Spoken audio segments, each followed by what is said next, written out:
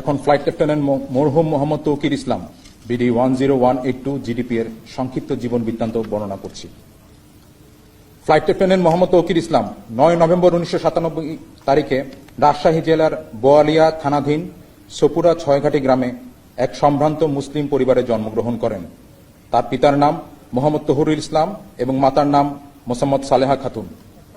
এই মেধাবী কর্মকর্তা 2014 সালে পাবনা ক্যাডেট কলেজ হতে এসএসসি ও 2016 সালে একই কলেজ থেকে এইচএসসি পরীক্ষায় সফলতার সাথে উত্তীর্ণ হন।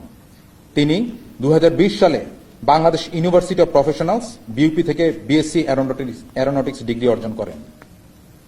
কর্মকর্তা 22 ডিসেম্বর 2016 তারিখে বাংলাদেশ বিমান বাহিনী একাডেমিতে যোগদান করেন এবং সফলতার সাথে প্রশিক্ষণ শেষে 1 ডিসেম্বর 2019 তারিখে জিডিপি শাখায় কমিশন লাভ করেন।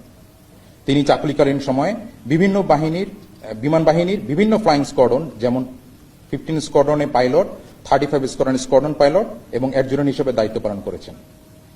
চাকরিকালীন সময়ে কর্মকর্তা দেশে বিদেশে পেশাগত বিভিন্ন কোর্সে অংশগ্রহণ করে সফলতার সাথে তা সম্পন্ন করেন।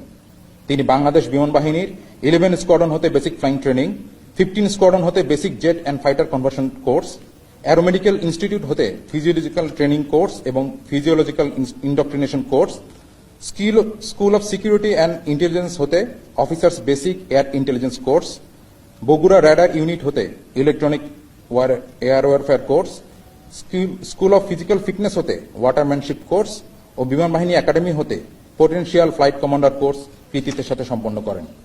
এছাড়াও তিনি অতি সম্প্রতি ভারত হতে operational in training aerospace medicine fighter course সফলতার সাথে সম্পন্ন করেন।